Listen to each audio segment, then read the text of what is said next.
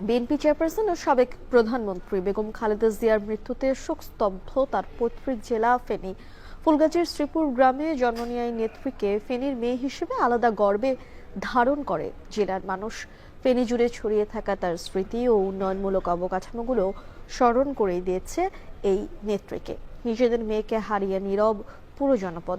দুলাল তালুকদারের ক্যামেরায় সোলাইমান জালিমের প্রতিবেদন। আয়তন ও জনসংখ্যায় ছোট হলেও ফেনীকে জেলা হিসেবে পরিচিত করেছে একটাই নাম, বেগম খালেদা জিয়া। প্রত্যেক ভিটাকে ঘিরে ফেনীবাসীর সঙ্গে বেগম খালেদা জিয়ার ছিল আত্মার সম্পর্ক। তার হাত ধরেই এখানে গড়ে উঠেছে হাসপাতাল, স্কুল, কলেজ, সড়ক, মহাসড়ক সহ নানা অবকাঠামো। এসব স্থাপনায় বারংবার স্মরণ করিয়ে দেয় বেগম খালেদা জিয়াকে। ফেনীর মেয়ে খালেদা, গর্বমোদের আলাদা, এই স্লোগানেই বেগম খালেদা জিয়াকে ধারণ করত পুরো জেলার মানুষ। সেই ফেনীতেই শোকের নীরবতা।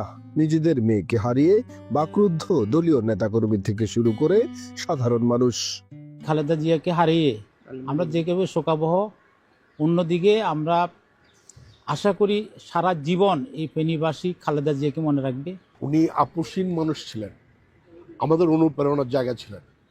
গত 17 বছর আমরা রাজনীতিতে নানা জুলুমের শিকার হয়েছি, কিন্তু উনি আমাদের অনুপ্রেরণার জায়গা ছিলেন। বেগম খালেদা জিয়ার জন্য আল্লাহর কাছে আমরা প্রার্থনা করে বেগম খালেদা জিয়াকে যেন এই দেশপ্রেমের জন্য জান্নাতের উচ্চ মাকাম দান করেন। ফুলগাজীর শ্রীপুরের মজুমদার বাড়ি, নয়না ভিরাম, পুকুর ঘাট, সবুজে ঘেরা প্রকৃতি, সবকিছুই যেন তার স্মৃতিতে মোড়ানো। নিজ হাতে লাগানো নিম গাছটি কতটা বড় হলো তার দেখা হলো না 3 বারের এই প্রধানমন্ত্রীর। ফেনী আসলে ম্যাডাম অতি সাধারণ ভাবেই থাকতো আমাদের সাথে।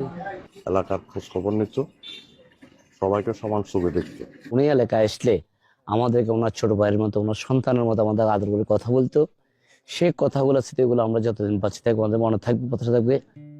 2017 সালে সর্বশেষ ফেনীতে পথসভা করেছিলেন বেগম খালেদা জিয়া।